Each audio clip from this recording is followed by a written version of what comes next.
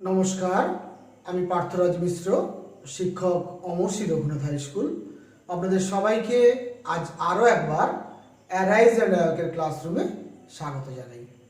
আমার স্নেহের ছাত্রছাত্রীরা, বিশেষত দ্বাদশ শ্রেণীর ছাত্রছাত্রীরা, আজকের ক্লাসটা কিন্তু আমি তোমাদের জন্য উপস্থাপন করব। অনেকেই আপনারা জানেন, আপনাদের সকলের অবগতির জন্য জানাই, এর আগে আমি দ্বাদশ শ্রেণীর বায়ুমণ্ডল অধ্যায়ের উপরে বেশ কয়েকটি ভিডিও ক্লাস আপলোড করেছি। যদি এখনও আপনারা ওই ক্লাসগুলো দেখে না থাকেন, তাহলে ওই ক্লাসগুলো একটু দেখে নেবেন ক্লাস 12-এর প্লেলিস্ট থেকে। আজকে আমি অ্যাকচুয়ালি ক্লাস 12-এর ইকোনমিক জিওগ্রাফি আলোচনা শুরু করব, অর্থাৎ অর্থনৈতিক ভূগোল। তাহলে আজকের ক্লাসটা মূলত দ্বাদশ শ্রেণীর অর্থনৈতিক ভূগোলের উপরে উপস্থাপিত হতে চলেছে, ঠিক আছে? তাহলে আজকের ক্লাসে আমরা কি আলোচনা করব? অর্থনৈতিক ভূগোলের যেটা ফার্স্ট চ্যাপ্টার, সেখানে আমাদের পড়তে হবে অর্থনৈতিক কার্যাবলী সমূহ, অর্থাৎ আমরা ইংরেজিতে বলতে পারি ইকোনমিক অ্যাক্টিভিটিজ। এই ইকোনমিক অ্যাক্টিভিটিজ যেটা ফার্স্ট চ্যাপ্টার, আজকের ক্লাসে আমি সেটাই উপস্থাপন করব। আমার স্নেহের ছাত্রছাত্রীরা, তোমাদের সকলের অবগতির জন্য জানাই, এই চ্যাপ্টার থেকে প্রধানত 1 নম্বরের এবং 2 নম্বরের, সর্বোচ্চ 3 নম্বরের প্রশ্ন আসে। এর থেকে বেশি বড় প্রশ্ন এই চ্যাপ্টার থেকে আসার সম্ভাবনা নেই বললেই চলে। কিন্তু এই চ্যাপ্টারটা না বুঝলে আমরা কিন্তু ক্লাস 12-এর ইকোনমিক জিওগ্রাফির অন্যান্য চ্যাপ্টারগুলো সম্পর্কে সম্যক ধারণা লাভ করতে পারবো না। তাই আজকের ক্লাসটা কিন্তু বেসিক ক্লাস। এই ক্লাসটা ভালো করে বুঝলে পরের যে ক্লাসগুলো সেটা তোমাদের কাছে খুব সহজবোধ্য হয়ে যাবে। তাহলে ক্লাসটা শুরু করার আগে সকলকে একবার বিনম্রভাবে অনুরোধ করব, এখনও যারা আপনারা আমার এই চ্যানেলটি সাবস্ক্রাইব করেননি, দয়া করে চ্যানেলটি সাবস্ক্রাইব করে নেবেন। আমার স্নেহের ছাত্রছাত্রীরা, বিশেষত ক্লাস 11-12-এর স্টুডেন্টরা, তোমরা কিন্তু আমার চ্যানেলটি সাবস্ক্রাইব করে নিও এবং বেল আইকনটি ক্লিক করে অল নোটিফিকেশনটি অন করে নিও। তাহলে কি হবে, আমি এরপর যা যা ক্লাস করব সেগুলো কিন্তু তোমরা প্রথমেই নোটিফিকেশন পেয়ে যাবে এবং তোমাদের সুবিধার্থে তোমরা দেখে নিতে পারবে। বাড়িতে বসে যে কোনো সময় তোমার সময় সুযোগ মতো তুমি কিন্তু দেখে নিতে পারবে। তাহলে বুঝতে পারছো, তোমরা কিন্তু অবশ্যই ভালো লাগলে ভিডিওটা লাইক করবে, বন্ধুদের মধ্যে শেয়ার করবে, চ্যানেলটা সাবস্ক্রাইব করবে। এই আশা রেখে পুরো ভিডিওটা দেখার অনুরোধ জানিয়ে আমি আজকের ক্লাস শুরু করছি। তাহলে আজকের ক্লাসটা কি বললাম? ইকোনমিক অ্যাক্টিভিটিজ বা অর্থনৈতিক ক্রিয়াকলাপ। তাহলে প্রথমেই যে প্রশ্নটা আসবে যে ইকোনমিক অ্যাক্টিভিটি বা অর্থনৈতিক ক্রিয়াকলাপ, এটা বলতে আমরা কি বুঝি? এটা বুঝতে গেলে তোমাদেরকে আমি ছোট্ট করে একটু ভাবতে বলবো। তোমরা একটু ভেবে দেখো যে আমাদের পৃথিবীতে যতগুলো মহাদেশ আছে, যতগুলো দেশ আছে, প্রত্যেকটা মহাদেশে, প্রত্যেকটা দেশে যত মানুষ আছে, সেই মানুষ, গোটা পৃথিবী জুড়ে যত মানুষ বসবাস করে, সেই মানুষ তার বেঁচে থাকার প্রয়োজনে, তার জীবিকার প্রয়োজনে যত রকমের জীবিকা গ্রহণ করে, সেই জীবিকাগুলোকে আমরা একত্রে ইকোনমিক অ্যাক্টিভিটিজ বা অর্থনৈতিক ক্রিয়াকলাপ বলতে পারি। অর্থাৎ পৃথিবীতে যত রকমের আমাদের জীবিকা নির্বাহের পদ্ধতি বা পন্থা আজ পর্যন্ত প্রচলিত হয়েছে বা আবিষ্কৃত হয়েছে, এগুলোকে সবগুলোকেই আমরা বলতে পারি ইকোনমিক অ্যাক্টিভিটিজ বা অর্থনৈতিক ক্রিয়াকলাপ। সোজা কথায়, যে সমস্ত কাজের মাধ্যমে মানুষ অর্থ উপার্জন করে, মানুষ জীবিকা নির্বাহ করে, মানুষ নিজের সামাজিক চাহিদা পূরণ করে, মানুষ সম্পদের কার্যকারিতা বৃদ্ধিতে সাহায্য করে এবং দেশের আর্থসামাজিক অবস্থার উন্নয়নের ক্ষেত্রে সক্রিয় ভূমিকা গ্রহণ করে, সেই পুরো প্রক্রিয়াটাকে আমরা বলছি ইকোনমিক অ্যাক্টিভিটিজ বা অর্থনৈতিক ক্রিয়াকলাপ। তাহলে কি সংজ্ঞাটা বোঝা গেল? তাহলে অর্থনৈতিক ক্রিয়াকলাপের সংজ্ঞা হচ্ছে গোটা পৃথিবী জুড়ে যত মানুষ বসবাস করেন, সেই মানুষ তার জীবিকার প্রয়োজনে যত ধরনের জীবিকার পন্থাকে প্রচলন করেছেন বা আবিষ্কার করেছেন, বা আজ পর্যন্ত যতগুলো পদ্ধতি জীবিকার আবিষ্কৃত হয়েছে, তার একত্রিত যোগফলকে আমরা বলছি অর্থনৈতিক ক্রিয়াকলাপ। কেন না, জীবিকা নির্বাহের জন্য যে আমরা পন্থাটা ব্যবহার করি, সেখান থেকে আমরা অর্থ উপার্জন করি। অর্থ উপার্জন করলে আমাদের জীবিকা নির্বাহ করতে সুবিধে হয়, তার মাধ্যমে আমাদের সামাজিক চাহিদা পূরণ হয়, আমাদের অর্থনৈতিক চাহিদা পূরণ হয়, সম্পদের উপযোগিতা বৃদ্ধি পায়, দেশের অর্থনৈতিক এবং সামাজিক উন্নতি ঘটে। তাই এটাকে আমরা বলছি অর্থনৈতিক ক্রিয়াকলাপ। তাহলে এই অর্থনৈতিক ক্রিয়াকলাপ ব্যাপারটা তোমরা নিশ্চয়ই বুঝতে পেরে গেছো। এবারে এই অর্থনৈতিক ক্রিয়াকলাপের কতগুলো স্তর আছে, এই স্তরগুলোকে আমরা 5 ভাগে ভাগ করতে পারি। ক ভাগে ভাগ করতে পারি? 5 ভাগে ভাগ করতে পারি। তাহলে অর্থনৈতিক ক্রিয়াকলাপগুলোকে আমরা 5টি স্তরে ভাগ করে আলোচনা করতে পারি। এই 5টি স্তর যদি আমাদের বুঝতে হয়, তাহলে কিন্তু আমাদের একটু মানব সভ্যতার ইতিহাসের দিকে পেছন ফিরে তাকাতে হবে। মানব সভ্যতার ইতিহাসটা যদি আমরা একটু বুঝে নিতে পারি, তাহলে অর্থনৈতিক ক্রিয়াকলাপের 5টা স্তর আমাদের বুঝতে কোনো অসুবিধে হবে না। আমি একেবারে প্রাচীন যুগে চলে যাই। মানব সভ্যতার একেবারে প্রাচীন যুগে মানুষ কেমন ছিল না, তখন মানুষ বনে জঙ্গলে বাস করত। বনের জীবজন্তুর সঙ্গে গোষ্ঠীবদ্ধভাবে লড়াই করে বনের ফলমূল সংগ্রহ করে মানুষ বহু কষ্টে জীবিকা নির্বাহ করত। এই সময়কালটাকে আমরা বলি আদি সাম্যবাদী সমাজ ব্যবস্থা। ওই সময়ে কিন্তু আমরা সবাই বনে বসবাস করতাম, আমাদের কোনো স্থায়ী বাসভূমি ছিল না, আমরা সবাই একত্রিত হয়ে বসবাস করতাম। অর্থাৎ সব কিছুতেই আমরা কথাটা ব্যবহার করতাম। আমি বলে এই শব্দটার তখনও উদ্ভাবন হয়নি, বা মনের মধ্যে এই আমি বা আমার এই ধরনের ধারণা তখনও জন্মলাভ করেনি। কেন না, আমরা তখন বনে জঙ্গলে বাস করি, বন্য জীবজন্তুর সঙ্গে লড়াই করে আমাদের বাঁচতে হয়, বনের ফলমূল সংগ্রহ করে আমাদের খেয়ে বাঁচতে হয়। তাই যতটুকু ফলমূল সংগ্রহ করা হবে, যতটুকু বন্যজন্তু শিকার করা হবে, সেটা কিন্তু আমরা সবাই সমান ভাগে ভাগ করে আমরা খেতাম এবং বেঁচে থাকতাম। তাই এটাকে বলা হচ্ছে আদি সাম্যবাদী সমাজ ব্যবস্থা। এটা হচ্ছে একেবারে প্রাচীন কাল। এরপরে যদি আমাদের সভ্যতার ইতিহাসের দিকে আরেকটু এগোই আমরা, তাহলে দেখব যে প্রায় ধরে নাও 35,000 খ্রিস্টপূর্বাব্দ, 35,000 খ্রিস্টপূর্বাব্দ, এই সময়ে আমরা কি দেখব? এই সময় যেটা ঘটলো সেটা হচ্ছে মানুষ আস্তে আস্তে আস্তে আস্তে বিভিন্ন প্রকার উদ্ভিদ এবং প্রাণীদেরকে তার নিজেদের কাজে ব্যবহার করতে শুরু করলো। এই পর্যায়টাকে আমরা বলি উদ্ভিদ এবং প্রাণীর গার্হস্থ্যকরণ পর্যায়। এই উদ্ভিদ এবং প্রাণীর যে গার্হস্থ্যকরণ পর্যায়, এই পর্যায়টাকেই আমরা বলতে পারি ইকোনমিক অ্যাক্টিভিটিজের সূত্রপাত। অর্থাৎ অর্থনৈতিক ক্রিয়াকলাপের সূত্রপাত হলো কার মাধ্যমে? বিভিন্ন প্রকার জন্তু এবং বিভিন্ন প্রকার উদ্ভিদকে আমরা গার্হস্থ্যকরণ করতে শিখলাম। এরপরে যদি আমরা সভ্যতার পথ ধরে আরো একটু এগোই, তাহলে দেখব খ্রিস্টপূর্বাব্দ 10,000 খ্রিস্টপূর্বাব্দ থেকে 6,000 খ্রিস্টপূর্বাব্দ পর্যন্ত এইরকম যে সময়কালটা, এই সময়কালে কিন্তু মানুষ মূলত পশুপালন, পশুচারণ, জীবিকা সত্তাভিত্তিক কৃষিকাজ, জীবিকা সত্তাভিত্তিক কৃষিকাজ বললেও ভুল বলা হবে, স্থানান্তর কৃষিকাজ। জীবিকা সত্তাভিত্তিক কৃষিকাজ তখনও আসেনি, স্থায়ী কৃষিকাজ তখনও চালু হয়নি, স্থানান্তর কৃষি চালু হয়েছে। তাহলে কৃষিকাজ, পশুপালন, পশুচারণ, বনজ সম্পদ আহরণ, খনিজ সম্পদ উত্তোলন, তখন খনিজ সম্পদের কনসেপ্টটা আসেনি, অনেক পরে সেটা এসছে। এই বিষয়গুলো ঘটতে শুরু করলো আমাদের মানব সভ্যতার জীবিকা নির্বাহের ক্ষেত্রে।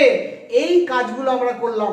প্রধানত আমরা যে দুটো কাজ করতাম সেটা হচ্ছে পশুচারণ, পশুপালন এবং সামান্য কিছু কৃষি পদ্ধতি আবিষ্কারের মাধ্যমে সামান্য কিছু কৃষি কাজ, এইটাকে আমরা বলছি কৃষি বিপ্লবের যুগ বা কৃষির প্রসারের যুগ। মানব সভ্যতার ইতিহাসে এটাকে আমরা তৃতীয় পর্যায়ে বলতে পারি। এরপরে কিন্তু আমরা যদি আরেকটু এগিয়ে যাই 2000 খ্রিস্টপূর্বাব্দ, 2000 খ্রিস্টপূর্বাব্দে এসে কিন্তু মানুষ একটু একটু করে ক্ষুদ্র এবং কুটির শিল্প করতে শুরু করেছে। এই ক্ষুদ্র এবং কুটির শিল্পের সূচনা হলো 2000 খ্রিস্টপূর্বাব্দে আমরা বলতে পারি। তাহলে একদিকে কৃষিকাজ শুরু হয়েছে, অপরদিকে পশুপালনও চলছে, পশুচারণও চলছে, একটু একটু করে আমরা বিভিন্নভাবে খনিজ দ্রব্য উত্তোলন বা আহরণের চেষ্টা করছি, বনজ সম্পদ আহরণ করছি, এই কাজগুলো করছি, সঙ্গে সঙ্গে কুটির শিল্প একটু একটু করে শুরু হচ্ছে। এইভাবে কিন্তু চলছে একেবারে 2000 খ্রিস্টপূর্বাব্দ থেকে ষোড়শ শতাব্দী সপ্তদশ শতাব্দী পর্যন্ত। সপ্তদশ শতাব্দীতে আসার পর আমাদের মানব সভ্যতার ইতিহাসে আরেকটা মাইলস্টোন আমরা পৌঁছালাম। সেই মাইলস্টোনটা কি না, সেটা হচ্ছে শিল্প বিপ্লবের যুগ। অর্থাৎ সেখানে কি না, যে সমস্ত প্রাথমিক অর্থনৈতিক ক্রিয়াকলাপের মাধ্যমে আমরা যা যা উৎপাদন করছিলাম, সেটা কৃষিজ দ্রব্যই হোক, বনজ দ্রব্যই হোক, সেগুলোকে আমরা কি করলাম, আরো রূপান্তরিত করে, পরিবর্তিত করে, আরো বেশি ব্যবহার উপযোগী যখন ভোগ্যপণ্য উৎপাদন শুরু করলাম, তখন সেই যুগটাকে আমরা বলছি দ্বিতীয় শ্রেণীর অর্থনৈতিক ক্রিয়াকলাপের সূচনার যুগ, বা আমরা বলতে পারি শিল্প বিপ্লবের যুগ।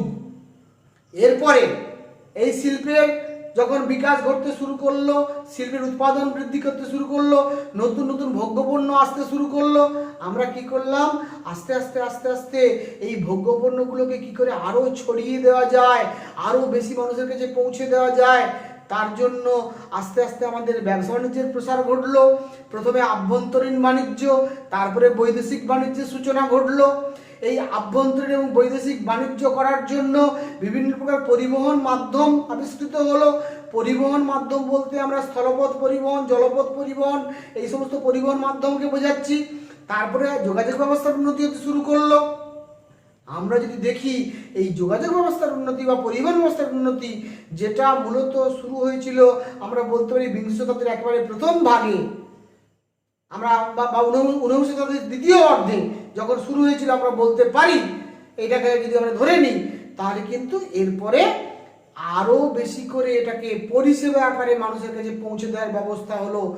এইটাকে আমরা বলছি পরিষেবামূলক অর্থনৈতিক ক্রিয়াকলাপের যুগ। বিংশ শতাব্দীর প্রথম অর্ধে আমরা দেখব এই পরিষেবাকে দেওয়া শুরু হয়েছে। এই পরিষেবাকে আরো বিস্তৃত পর্যায়ে নিয়ে যাওয়া হয়েছে বিংশ শতাব্দীর মধ্যভাগে, যখন তথ্য প্রযুক্তির ক্ষেত্রে বিপ্লব এলো বিংশ শতাব্দীর মধ্যভাগে, তখন কিন্তু পরিষেবার ক্ষেত্রে আরো উন্নতি দেখা গেল। আর এখন বিংশ শতাব্দীর শেষ ভাগ থেকে একবিংশ শতাব্দীর প্রথম ভাগ, এই পর্যায়ে আমরা যে দাঁড়িয়ে আছি, এটা কিন্তু একেবারে আমরা বলতে পারি যে নীতি নির্ধারণ, পরামর্শ দান, আধুনিক পরিচালন ব্যবস্থা গ্রহণ, এই ধরনের ব্যবস্থাগুলোকে আমরা বলছি একেবারে সর্বাধুনিক বা অত্যাধুনিক পরিষেবা যুগ। এই যুগে আমরা বর্তমানে অবস্থান করছি। অর্থাৎ সেই বনে বসবাস থেকে শুরু করে আজকে কিন্তু আমরা উপগ্রহের মাধ্যমে অন্যান্য গ্রহে পৌঁছাচ্ছি, রকেটের মাধ্যমে অন্যান্য গ্রহে পৌঁছাচ্ছি, এই পর্যায়ে এসে পৌঁছেছি। এবং এই যে চলার পথ, এই চলার পথে আমরা যত ধরনের জীবিকা গ্রহণ করেছি, জীবিকার যত রকমের বিবর্তন ঘটেছে, জীবিকার যত রকমের উন্নতি ঘটেছে, জীবিকার উন্নতির মাধ্যমে, পরিষেবার উন্নতির মাধ্যমে, ভোগ্যপণ্য ব্যবহারের উন্নতির মাধ্যমে আমাদের সুখ, সমৃদ্ধি, সামাজিক আর্থিক বিকাশ ঘটেছে, এবং তার ফলে কিন্তু দেশের অর্থনৈতিক এবং সামাজিক বিকাশও সুনিশ্চিত হয়েছে। পৃথিবীও অনেকটা উন্নততর পর্যায়ে পৌঁছেছে। এটাকে আমরা বলছি মানব সভ্যতার বিবর্তনের ইতিহাস। তাহলে এই ইতিহাসটাকে যদি আমরা মাথায় রাখি, তাহলে এই ইতিহাসের উপর ভর করেই আমরা কিন্তু আমাদের অর্থনৈতিক ক্রিয়াকলাপকে 5টি স্তরে ভাগ করতে পারবো। সেই 5টি স্তর কি কি, সেটা কিন্তু আমি বোর্ডে সুন্দর করে লিখে দিয়েছি। তোমরা যদি এই ভিডিওটা দেখাকালীন তোমাদের কখনো এই বোর্ডের লেখাগুলো দেখতে অসুবিধে হয়, স্পষ্ট বোঝা না যায়, তাহলে প্রত্যেকটি ভিডিওর ডেসক্রিপশন বক্সে একটা গুগল ড্রাইভের লিঙ্ক আমি দিয়ে রাখি। সেই গুগল ড্রাইভের লিঙ্কটা তোমরা ক্লিক করলে এই হোয়াইট বোর্ডের একটা ছবি বা ইমেজ তোমরা পেয়ে যাবে। সেটাকে তোমরা জুম করে বড় করে এই লেখাগুলোকে স্পষ্টভাবে দেখতে পাবে। তোমরা ক্লাস 12-এর ছাত্ররা খাতায় যদি এই কয়েকটা পয়েন্ট লিখে নাও, তোমাদের এখান থেকে আর কোনো অসুবিধে হবে না। যে কোনো প্রশ্নের উত্তর তোমরা খুব সহজেই দিতে পারবে। কোনো প্রশ্ন দিয়েই তোমাকে কোনো পরীক্ষক ঠকাতে পারবে না। তাহলে 5টা স্তর কি কি? অর্থনৈতিক কার্যাবলীর প্রথম স্তরটার নাম প্রাথমিক অর্থনৈতিক ক্রিয়াকলাপ, বা আমরা ইংরেজিতে বলতে পারি প্রাইমারি ইকোনমিক অ্যাক্টিভিটিজ। দ্বিতীয় স্তরটার নাম হচ্ছে মাধ্যমিক স্তরের অর্থনৈতিক ক্রিয়াকলাপ বা সেকেন্ডারি ইকোনমিক অ্যাক্টিভিটিজ। তৃতীয় স্তরটির নাম হচ্ছে পরিষেবামূলক ক্রিয়াকলাপ, যাকে আমরা বলতে পারি টার্সিয়ারি অ্যাক্টিভিটিজ। চতুর্থ স্তরের ক্রিয়াকলাপকে আমরা বলতে পারি আধুনিক ক্রিয়াকলাপ। এটাকে আমরা কি বলতে পারি? Quaternary activities, quaternary economic activities. এবং একেবারে সর্বাধুনিক যে স্তরটা বা পঞ্চম স্তরটা, তাকে আমরা বলতে পারি কুইনারি ইকোনমিক অ্যাক্টিভিটিজ। তাহলে primary, secondary, tertiary, quaternary, quinary. প্রথম স্তরের অর্থনৈতিক ক্রিয়াকলাপ, দ্বিতীয় স্তরের অর্থনৈতিক ক্রিয়াকলাপ, তৃতীয় স্তরের অর্থনৈতিক ক্রিয়াকলাপ, চতুর্থ স্তরের অর্থনৈতিক ক্রিয়াকলাপ, পঞ্চম স্তরের অর্থনৈতিক ক্রিয়াকলাপ। 5টা স্তর। একেবারে প্রাথমিক স্তর মানে পশুপালন, কৃষিকাজ। দ্বিতীয় স্তর মানে শিল্পের উন্নতি। তৃতীয় স্তর মানে পরিষেবার উন্নতি। চতুর্থ স্তর মানে পরিষেবার আরো অগ্রগতি এবং বিকাশ। এবং পঞ্চম স্তর কথার অর্থ আমরা বলতে পারি আধুনিক যে নীতি নির্ধারণ, পরিচালন ব্যবস্থা, থিঙ্ক ট্যাঙ্ক, যাকে বলে পরামর্শ দান করা, এই যে বিষয়গুলোকে, এটাকে আমরা বলছি একেবারে অত্যাধুনিক স্তরের ক্রিয়াকলাপ। এবং তোমাদের বলে রাখি, পৃথিবীর বেশিরভাগ উন্নয়নশীল এবং অনুন্নত দেশে কিন্তু প্রথম স্তরের অর্থনৈতিক ক্রিয়াকলাপের সঙ্গে নিযুক্ত মানুষের সংখ্যা বেশি হয়। ক্রমশ যত অর্থনৈতিক ক্রিয়াকলাপ স্তরের আমরা পরবর্তী উপর দিকে যাই, তত কিন্তু সেখানে আমরা দেখি জনসংখ্যার কম পরিমাণ অংশ ওই কাজের সঙ্গে নিযুক্ত থাকে। যাই হোক, তাহলে আমরা দেখে নিই এই প্রাইমারি ইকোনমিক অ্যাক্টিভিটিজ, এই প্রাইমারি ইকোনমিক অ্যাক্টিভিটিজ কাকে বলবো, তার সংজ্ঞাটা কি। এক্ষেত্রে কিন্তু যেটা প্রাধান্য পাবে যে ব্যক্তিগত এবং সামাজিক প্রাথমিক চাহিদা পূরণ। কোন সময়টা? 10,000 খ্রিস্টপূর্বাব্দ থেকে 6,000 খ্রিস্টপূর্বাব্দ, এই পিরিয়ডে কিন্তু এটা সূত্রপাত হয়েছিল আমরা বলতে পারি প্রথম শ্রেণীর অর্থনৈতিক ক্রিয়াকলাপের, যেখানে গুরুত্ব পেয়েছে কি না ব্যক্তিগত এবং সামাজিক প্রাথমিক চাহিদা পূরণ। আমাদের ব্যক্তিগত প্রাথমিক চাহিদা কি কি? ব্যক্তিগত প্রাথমিক চাহিদা হচ্ছে খাদ্য, বস্ত্র এবং বাসস্থান। এই 3টে চাহিদার কথা মাথায় রেখে আমরা যে সমস্ত কাজকে জীবিকা নির্বাহ হিসেবে গ্রহণ করেছি, সেইগুলোকেই আমরা বলছি প্রথম শ্রেণীর অর্থনৈতিক ক্রিয়াকলাপ। সেগুলো কি কি? উদাহরণটা যদি দেখি, বন্যজন্তু শিকার, বনজদ্রব্য সংগ্রহ, মৎস্য শিকার, পশুপালন, পশুচারণ, কৃষিকাজ, খনিজ দ্রব্য উত্তোলন। যদিও এটা অনেক পরের ব্যাপার, খনিজ দ্রব্য উত্তোলন অনেক পরে আমরা করতে শিখেছি। এটা কিন্তু প্রাথমিক অর্থনৈতিক ক্রিয়াকলাপের অন্তর্গত, কিন্তু এটা অনেক পরে স্টার্ট হয়েছে, প্রায় 16শ শতাব্দীতে, 17শ শতাব্দীতে এটা স্টার্ট হয়েছে। আগে কিন্তু খনিজ দ্রব্য কোথায় যে ছিল আমরা জানতামই না, মাটির তলায় যে এত খনিজ দ্রব্য আছে এটা আমাদের জানাই ছিল না, ওটা আমরা অনেক পরে জেনেছি, ফলে পরে উত্তোলন করতে শিখেছি।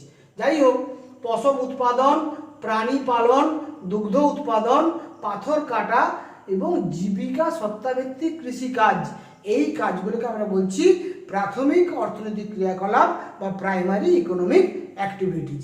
এই কাজের সঙ্গে নিযুক্ত মানুষকে যেহেতু কায়িক পরিশ্রম খুব বেশি করে করতে হয়, অনেক বেশি কায়িক পরিশ্রম করতে হয়, তাই এই কাজে নিযুক্ত শ্রমিককে আমরা লাল পোশাকের কর্মী বলতে পারি। আমরা বলি না, গায়ের রক্ত জল করে, মাথার ঘাম পায়ে ফেলে গায়ের রক্তকে জল করে আমরা রোজগার করছি, এইটা হচ্ছে লাল পোশাকের কর্মী, আমাদের রক্ত জল করা পয়সা, সেইখান থেকে কিন্তু এই কর্মীকে আমরা বলছি লাল পোশাকের কর্মী।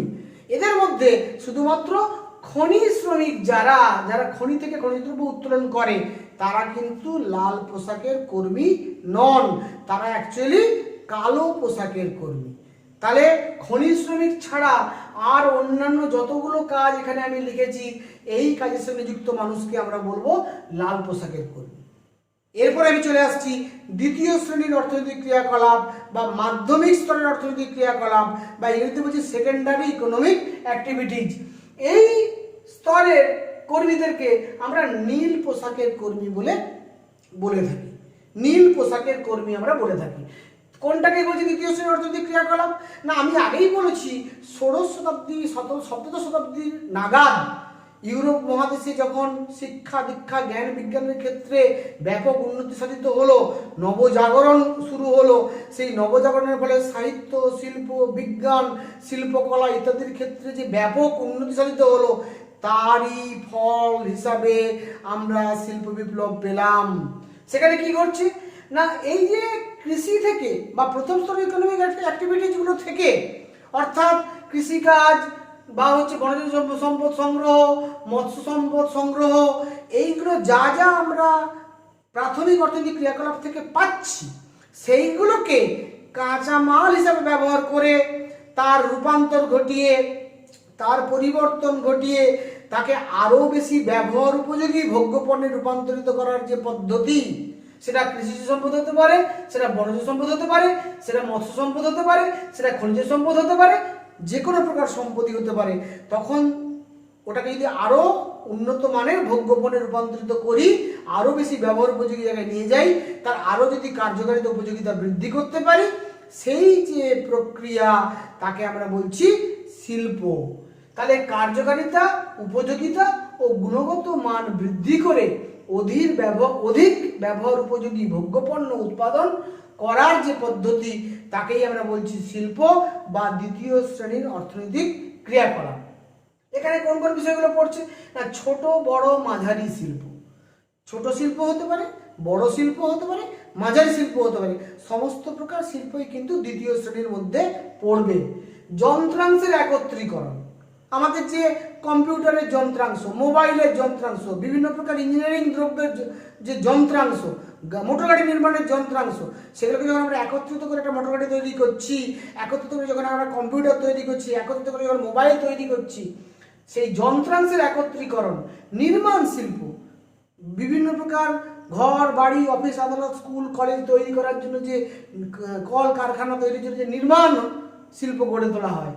প্রক্রিয়াকরণ শিল্প, রূপান্তরিতকরণ শিল্প, এছাড়াও বাণিজ্যিক মৎস্য আহরণ, যেটা সমুদ্রের মাছ আমরা আহরণ করি বাণিজ্যিকভাবে, এবং বাণিজ্যিক কৃষিকাজ, বাণিজ্যিক উদ্দেশ্যে যে কৃষিকাজ করি, এগুলোও কিন্তু দ্বিতীয় শ্রেণীর অর্থনৈতিক ক্রিয়াকলাপের পর্যায়ে পড়ে।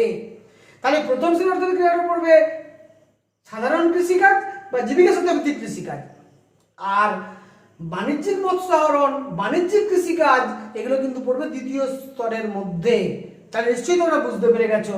এবং এই সমস্ত কাজের সঙ্গে যুক্ত মানুষকে আমরা বলছি নীল পোশাকের কর্মী। এবারে চলে আসি তৃতীয় পর্যায়ে বা তৃতীয় স্তরে। তৃতীয় স্তরটাকে আমরা বলছি পরিষেবামূলক স্তর বা তৃতীয় স্তর, বা ইংরেজিতে বলছি টার্সিয়ারি ইকোনমিক অ্যাক্টিভিটিজ, যাদের শ্রমিকদেরকে আমরা গোলাপি পোশাকের কর্মী বলতে পারি। তাহলে এই তৃতীয় স্তরটা কখন আসবে? কোন স্তরকে তৃতীয় স্তর বলবো না, প্রাথমিক স্তর এবং মাধ্যমিক স্তরে যে সমস্ত কাজগুলো আমরা করলাম বা করি, প্রাথমিক স্তরে এবং মাধ্যমিক স্তরে যে কাজগুলো করি তার সমন্বয় সাধন করে আরও সুষ্ঠুভাবে সম্পাদন করার জন্য এবং আরও বেশি করে উৎপাদন বৃদ্ধি করার জন্য এবং উৎপাদন বৃদ্ধির মাধ্যমে আরও ব্যবহারটাকে বাড়ানোর জন্য আমরা যে পরিষেবামূলক কার্যাবলীগুলো করি তাকেই আমরা বলছি তৃতীয় শ্রেণীর অর্থনৈতিক ক্রিয়াকলাপ বা টার্সিয়ারি ইকোনমিক অ্যাক্টিভিটিজ। কোনগুলো না, ব্যবসা বাণিজ্য, পরিবহন এবং যোগাযোগ ব্যবস্থা, গুদামজাতকরণ, বিপণন, পর্যটন, শিক্ষা এবং সংস্কৃতির উন্নতি সাধন, স্বাস্থ্য এবং চিকিৎসা ব্যবস্থা, ব্যাংক ব্যবস্থা, বীমা ব্যবস্থা, বিজ্ঞাপন, প্রচার, প্রশাসনিক ব্যবস্থা, পরিচালন ব্যবস্থা, ব্যবস্থাপনা এবং বিনোদন, অর্থাৎ খেলাধুলো, নাচ গান, সিনেমা, থিয়েটার, এই বিনোদনমূলক যে ব্যবস্থাগুলো, এগুলো সবই কিন্তু তৃতীয় শ্রেণীর অর্থনৈতিক ক্রিয়াকলাপের সঙ্গে সংযুক্ত আমরা বলতে পারি। এবং এই সমস্ত কাজে নিযুক্ত মানুষকে আমরা বলছি গোলাপি পোশাকের কর্মী। নেক্সট আসছি যে চতুর্থ স্তর কোনটা না, মানুষের দক্ষতা, মানুষের মেধা, মানুষ এবং উন্নত প্রযুক্তিবিদ্যা এগুলোকে কাজে লাগিয়ে যখন তৃতীয় শ্রেণীর অর্থনৈতিক ক্রিয়াকলাপগুলোকে আমরা আরো উন্নত করব, আরো বিকশিত করব, তখন তাকে আমরা বলবো আধুনিক বা চতুর্থ স্তরের কার্যাবলী। তার মধ্যে কোনগুলো পড়বে না, তথ্য এবং সংবাদ সংগ্রহ, তথ্য এবং সংবাদ বিশ্লেষণ, পরিবেশন, রেডিও এবং টিভির মাধ্যমে এই সমস্ত তথ্য এবং সংবাদ পরিবেশিত হয়, তথ্য প্রযুক্তিকে পরিপূর্ণরূপে ব্যবহার করা, কম্পিউটার এবং টেলিযোগাযোগ ব্যবস্থাকে ব্যবহার করা, এমনকি রিয়েল এস্টেট যে ব্যবসা এগুলোকেও আমরা বলতে পারি চতুর্থ স্তর বা কোয়াটারনারি ইকোনমিক অ্যাক্টিভিটিজ। বোঝা গেল? তাহলে তৃতীয় স্তরকে যখন আরো উন্নত, আরো বিকশিত করব মানুষের দক্ষতা, মেধা এবং প্রযুক্তিকে কাজে লাগিয়ে, মূলত তথ্য এবং প্রযুক্তিকে কাজে লাগিয়ে, তখনই তাকে আমরা বলবো চতুর্থ স্তরের অর্থনৈতিক ক্রিয়াকলাপ। এবং সবশেষ যে স্তরটা তাকে আমরা বলছি পঞ্চম স্তরের অর্থনৈতিক ক্রিয়াকলাপ বা অত্যাধুনিক স্তর। এই স্তরটার বৈশিষ্ট্য কি বা এই স্তরটা কাকে বলবো আমরা না, প্রথম, দ্বিতীয়, তৃতীয় ও চতুর্থ স্তরে যত রকমের ক্রিয়াকলাপ আমরা গ্রহণ করেছি তার আরো উন্নতির লক্ষ্যে সুচিন্তিত নীতি নির্ধারণ অর্থাৎ প্ল্যানিং, পরিকল্পনা গ্রহণ, পরামর্শ দান, ব্যাখ্যা বিশ্লেষণ এবং পরিচালনা সংক্রান্ত অতি উচ্চ মানের পরিষেবা প্রদান, এই যে কাজটা আমরা করি তাকেই আমরা বলছি পঞ্চম স্তরের অর্থনৈতিক ক্রিয়াকলাপ। মানে কোনটাকে বলবো আমরা না, উচ্চ প্রযুক্তি নির্ভর চিকিৎসা। দেখো, সাধারণ চিকিৎসা কিন্তু তৃতীয় স্তরের মধ্যে পড়ে, স্বাস্থ্য এবং চিকিৎসা দেখো তৃতীয় স্তরের মধ্যে পড়ে। কিন্তু যখন স্পেশালাইজড কোনো আমাদের স্বাস্থ্য ব্যবস্থা গড়ে তুলতে হবে, অর্থাৎ উচ্চ প্রযুক্তি নির্ভর যে সমস্ত চিকিৎসা আমরা আজকে দিনে ব্যবহার করতে পারি, যে কোনো প্রকার উন্নত যন্ত্রপাতিকে ব্যবহার করে আমরা অত্যাধুনিক সমস্ত অপারেশন থিয়েটার, অত্যাধুনিক সমস্ত চিকিৎসা ব্যবস্থা এখন আবিষ্কৃত হয়েছে, সেটা কিন্তু পঞ্চম পর্যায়ের মধ্যে পড়বে। অর্থাৎ উচ্চ প্রযুক্তি নির্ভর চিকিৎসা, গবেষণা, রিসার্চ অ্যান্ড ডেভেলপমেন্ট, গবেষণা এবং উদ্ভাবন, উপগ্রহ পরিষেবা, দ্যাট মিনস জিআইএস এবং রিমোট সেন্সিংকে ব্যবহার করে যে সমস্ত কাজকর্মগুলো আমরা করি, উচ্চ পর্যায়ের ব্যবস্থাপনা, নীতি নির্ধারণ করা, পরিকল্পনা তৈরি করা, পরামর্শ দান করা, আউটসোর্সিং করা, অন্য দেশের উচ্চ মেধার মানুষকে আমার কাজে নিযুক্ত করা, অর্থাৎ সোজা কথায় বলতে গেলে থিঙ্ক ট্যাঙ্ক, সিইও, এই সমস্ত যে কাজের সঙ্গে নিযুক্ত মানুষ তাদেরকেই আমরা বলবো পঞ্চম স্তরের কার্যাবলীর সঙ্গে যুক্ত মানুষ, যারা অত্যন্ত উচ্চ বেতন হার সম্পন্ন মানুষ, যারা কিন্তু তাদের মূলত কাজের অনেক বেশি নিখুঁত এবং বিজ্ঞান মনস্কতাকে ব্যবহার করে তারা কাজটা করেন। তারা অত্যন্ত দক্ষ, মেধাবী এবং উন্নত প্রযুক্তিকে হাতিয়ার করে তারা নীতি নির্ধারণ, পরিকল্পনা গ্রহণ এবং ব্যবস্থাপনা পরিচালনার কাজ করেন। তাকেই আমরা বলছি সোনালী পোশাকের শ্রমিক। এইভাবে আমরা আজকের পর্যায়ে এসে পৌঁছেছি, অর্থাৎ সেই প্রাচীন প্রস্তর যুগের বনে বসবাস থেকে আজকে কিন্তু আমরা চন্দ্রযান পাঠানো, মঙ্গলযান পাঠানো যে আমাদের সভ্যতা, সেই সভ্যতায় এসে পৌঁছেছি, রকেট সভ্যতায় এসে পৌঁছেছি। এই যে সভ্যতার বিবর্তনের ইতিহাসে আমাদের জীবিকার যে বিবর্তন, জীবিকার যে রূপান্তরকরণ, আমাদের যে রোজগারের পরিবর্তন, আমাদের যে আর্থসামাজিক ব্যবস্থার উন্নয়ন, সামগ্রিকভাবে দেশের তথা বিশ্বের যে আর্থসামাজিক ব্যবস্থার উন্নয়ন, এই পুরো যে পথটা, এই পথটাকে আমরা বলছি আমরা একত্রে ইকোনমিক অ্যাক্টিভিটিজ, মানব সভ্যতার বিবর্তনের ইতিহাস। আমার স্নেহের ছাত্রছাত্রীরা, আশা করি তোমরা পুরো ক্লাসটা বুঝতে পেরেছো। আমি আগেই বলেছি এখান থেকে খুব বড় প্রশ্ন পড়ে না, মূলত সংজ্ঞাধর্মী প্রশ্ন বা বিভিন্ন প্রকার উদাহরণ দিয়ে জিজ্ঞেস করে। এই কাজটা কোন স্তরের ক্রিয়াকলাপের মধ্যে পড়ে। যেমন দেখো এখানে দেখো, লক্ষ্য করে দেখো, এই যে ব্যবসা বাণিজ্য অর্থাৎ খুচরো পাইকারি ব্যবসা, পরিবহন শ্রমিক যারা গাড়ি ঘোড়ার বিজনেস করে, যোগাযোগ ব্যবস্থা গুদামজাতকরণ যারা করে, যারা বিপণন কাজের সঙ্গে যুক্ত, যারা ছোটোখাটো জুতোর কাজ করে, মুচির কাজ করে, যারা দর্জির কাজ করে, জামা কাপড় কাটায়, শিক্ষক, ডাক্তার, উকিল, সাধারণভাবে যারা শিক্ষকতার কাজ করেন অর্থাৎ প্রাইমারি এবং সেকেন্ডারি স্তরে যারা পড়ান, সেই রকম শিক্ষক, ডাক্তার, এরা সবাই কিন্তু অ্যাকচুয়ালি পড়েন। ব্যাংকের কর্মী, বিমা কর্মী, বিভিন্ন প্রকার আমলা, নার্স, ডাক্তার, ক্লার্ক, এরা সবাই কিন্তু এই তৃতীয় স্তরের মধ্যে পড়েন। আর চতুর্থ স্তরের মধ্যে কারা পড়েন? চতুর্থ স্তরের মধ্যে পড়েন মূলত যারা লেখক, যারা সাংবাদিক, যারা সংবাদ পাঠক, যারা ক্রীড়াবিদ, এরা পড়েন চতুর্থ স্তরের মধ্যে। এমনকি যারা রিয়েল এস্টেট ব্যবসা করেন তারাও কিন্তু চতুর্থ স্তরের মধ্যে পড়েন, বা যেটাকে আমরা প্রমোটার বলি। তাহলে প্রমোটার, সংবাদ পাঠক, সাংবাদিক, এরা সবাই, তথ্য প্রযুক্তির কর্মী যারা, কম্পিউটার টেলিযোগাযোগ কর্মী যারা, এরা কিন্তু চতুর্থ স্তরের ইকোনমিক অ্যাক্টিভিটির মধ্যে পড়েন। আর থিঙ্ক ট্যাঙ্ক, সিইও, সিইও কি, যেটা আমরা এক্সিকিউটিভ অফিসার বলি, সেই এক্সিকিউটিভ অফিসার থিঙ্ক ট্যাঙ্ক হিসেবে যারা কাজ করেন, পরামর্শ দান করেন, নীতি নির্ধারণ করেন, পরিকল্পনা গ্রহণ করেন, এই ধরনের যে একেবারে উচ্চ মেধা সম্পন্ন কাজ যারা করেন তারাই কিন্তু পঞ্চম স্তরের মধ্যে পড়েন। বোঝা গেছে? তাহলে যারা গবেষক, যারা বিজ্ঞানী, তারা কিন্তু পঞ্চম স্তরের মধ্যে পড়বেন। তাহলে গবেষক, বিজ্ঞানী, আধুনিক পরিচালন ব্যবস্থার সঙ্গে সংযুক্ত বিভিন্ন প্রকার মানুষ, নীতি নির্ধারণ করার সঙ্গে নিযুক্ত মানুষ, তারা কিন্তু পঞ্চম স্তরের মধ্যে পড়বেন। আশা করি তোমরা বুঝতে পেরেছো কোন মানুষের কোন জীবিকাটা কোন স্তরের অর্থনৈতিক ক্রিয়াকলাপের মধ্যে পড়ে। তোমরা এই ব্যাপারটা বুঝে নিলে আগামী যে ক্লাসগুলো হবে, পরের চ্যাপ্টারগুলো আছে কৃষি, তারপরে আছে শিল্প, তারপরে আছে ব্যবসা বাণিজ্য, পরিবহন ব্যবস্থা, তারপরে আছে আমাদের জনসংখ্যা, জনবসতি, যতগুলো চ্যাপ্টার আছে ইকোনমিক জিওগ্রাফিতে ক্লাস 12-এর, সেগুলো কিন্তু একটা কোরিলেটেড, একে অপরের সঙ্গে প্রত্যেকটা চ্যাপ্টারের সঙ্গে একটা লিঙ্ক আছে। এই লিঙ্কটা বোঝানোর জন্য আমি এত বিস্তৃতভাবে ক্লাসটা করলাম। আশা করি তোমরা পুরো ব্যাপারটা বুঝতে পেরেছো। গোটা ভিডিওটা মন দিয়ে দেখলে তোমাদের আর কোনো সমস্যা থাকবে না এবং আগামী দিনের ক্লাসগুলো তোমাদের কাছে খুব সহজবোধ্য হয়ে যাবে।